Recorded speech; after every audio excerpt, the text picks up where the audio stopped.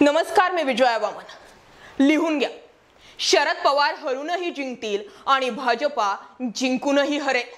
होय, हार के भी जीतने वाले को बाजीगर कहते नहीं। राज्याच्या राजकारणात हार के भी जीतने वाले को शरद पवार कहते। खेळी अशी की विरोधकही पवारांच्या गुगलीनं क्लीन बोर्ड होतात। विजयापेक्षा पराभवाची चर्चा होते तेव्हा समजून जा, यामागील डावपेच पवारांचेच असावेत। भल्या भल्या बलाढ्य विरोधकांना सळोकी पळो करून सोडण्यात पवारांचा पॉवर गेम कामात येतो। आता हाच गेम अजित पवार गटावर उलटण्याच्या तयारीमध्ये आहे। निमित्त ठरतंय पुन्हा एकदा पवारांनी खेळलेली धमाकेदार खेळी।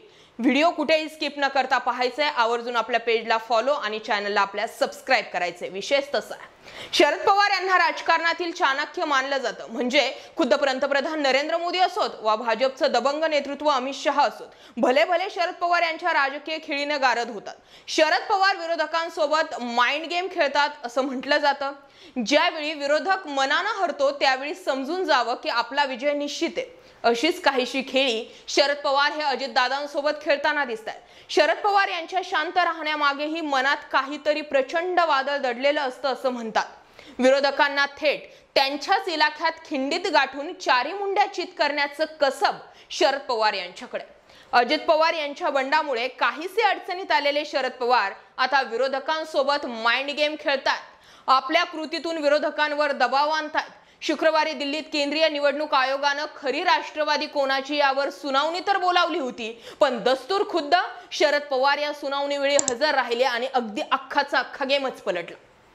दुसरीकडे अजित पवार गटाकडून वकिलांमार्फत आपली बाजू मांडण्यात आली असताना शरद पवार हजर राहिल्यानं सर्वांच्याच भुवया उंचवल्या होत्या। आणि हाच खरा पवारांचा माइंड गेम असल्याचं आता बोललं जात आहे। इलाका तेरा धमाका मेरा अशी पवारांची खेळी असते। थेट विरोधकांच्या मैदानात जाऊन त्यांच्या आत्मविश्वासालाच डळमळीत करायचा आणि संधी मिळताच फासा टाकून विरोधकांना गारद करायची अशी कूटनीती पवारांकडून आखली गेली होती। याचाच प्रत्यय 2019च्या लोकसभेच्या साताऱ्यातील पोटनिवडणुकीत सुद्धा आला। साताऱ्याची ती ऐतिहासिक सभा गाजली आणि पवारांनी उदयनराजेंना आसमान दाखवत बाजी मारवली। त्या साताऱ्यात जिथे उदयनराजेंशिवाय दुसरा एका चालणारच नाही, हा आत्मविश्वास इतर महाराष्ट्रातील नेत्यांना होता। भर पावसात 83 वर्षांचा योद्धा भिजला आणि मतदारसंघातील लोकांच्या मनात पवारांविषयी ओलावा निर्माण झाला। त्याचं रूपांतर मतदानातही झालं। त्यावेळी पवारांची खरी ताकद उभ्या राज्यानं पाहिली।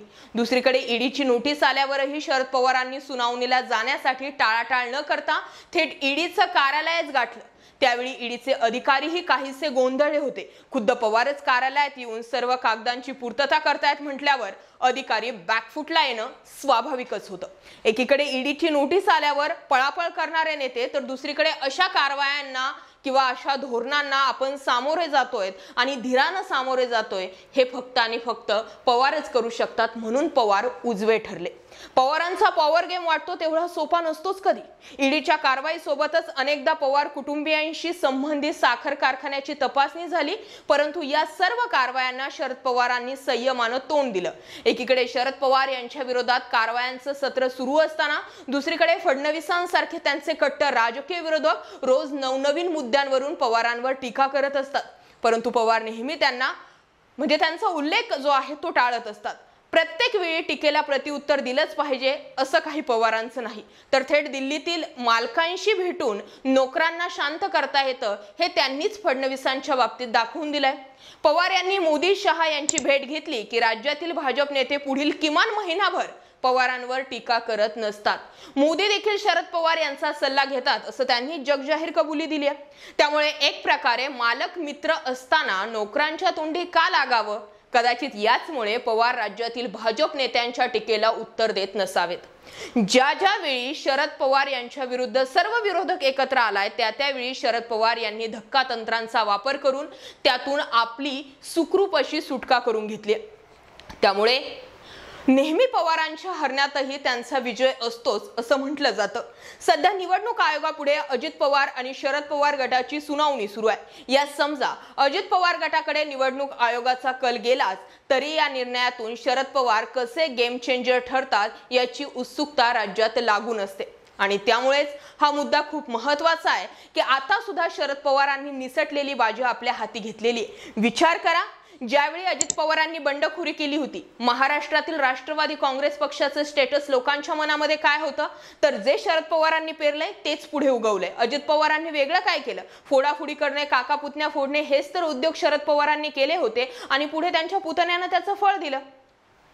अशी एक जनभावना होती किंवा असं एक स्टेटस जे होतं ते महाराष्ट्रात राष्ट्रवादी काँग्रेस आणि विशेषतः शरद पवारांबाबतीत तयार झालं। आजचं राष्ट्रवादी काँग्रेसच्या शरद पवारांचं स्टेटस काय, तर वयाचं म्हणजे वय झालंय 83, रात्रीचा दिवस करतोय माणूस। अहो इलेक्शन येऊ द्या, कोणत्याही बड्या बड्या नेत्यांना स्टार प्रचारक म्हणून समोर न आणता स्वतः स्टार प्रचारक होतात। ज्या वेळी पक्षावर संकट येतं स्वतः उभे राहतात। त्यांनी केलं ते राजकारण होतं, आजही ते राजकारण। शरद पवार उगीच चाणक्य म्हटले जात नाही, माइंड गेम खेळतात, डोक्यानं खेळतात। वय वर्ष 83 असताना निवडणूक आयोगासमोर जाणं, पावसात भिजणं, ईडीच्या कार्यालयात जाणं आणि हजारो संकट राजकारणात समोर येत असताना सुद्धा कुठल्याही संकटातून पळवाट न शोधणं हा आजच्या स्टेटसला शरद पवारांच्या बाबतीत स्ट्रॉंग पॉइंट ठरतोय।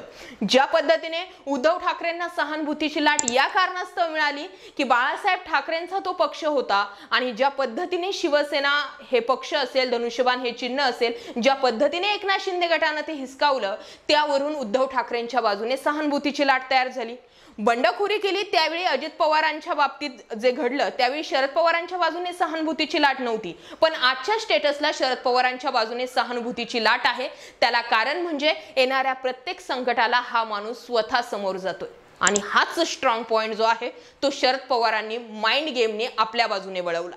त्यामुळे तुम्हाला काय वाटतं, निर्णय काही जरी लागला, राष्ट्रवादी काँग्रेसचं घड्याळ शरद पवारांना मिळालं नाही मिळालं, पक्ष गेला नाही मिळाला, हरून सुद्धा शरद पवारच जिंकतील का? कमेंटमध्ये व्यक्त व्हा। मुद्दा विषय आवडला होऊ द्या शेअर। जय महाराष्ट्र पब्लिक।